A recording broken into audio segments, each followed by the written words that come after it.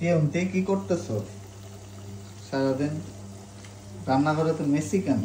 আরে কয়েকটা হইতে পারে এত চুলার মধ্যে এতগুলা হাড়ি পাতিল কিসের জন্য? কি করতেছো এগুলো তুমি সকাল থেকে? করতেছি কি, পটল ভাজি। পটলটাকে হালকা একটু ভাজে। তুমি তো বললা কি টিফিন নিব, দুইটা পটল ভাজে দিও। আর কিছুই না তাই বলে? মানে তোমার আজকে এতগুলো খাবো? আজকে এতগুলো খাবো? এতগুলো তরকারি কি এটা? তোমার হচ্ছে রস হওয়া নাই কোনো, বুঝছো?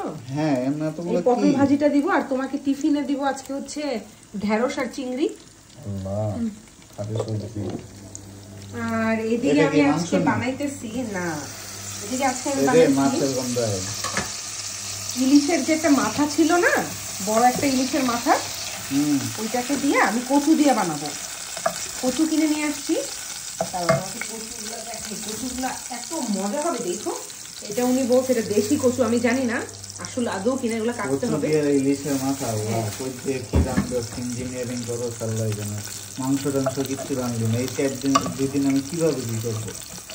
এখন এই যে এটা দিয়া এখন বানাবো। এখন এটা একটু ভুনা ভুনা হইতেছে, ভুনা ভুনা হোক তারপর। হ্যাঁ, তোমার তো রস নাই, এখানে ল্যাম্ব হইতেছে। দাঁড়াও, এখন বোঝা যাবে না, কালারটা পরে বুঝবা। ল্যাম্বে একটু আলু দিতে হবে। এই যে মেরে দিছস,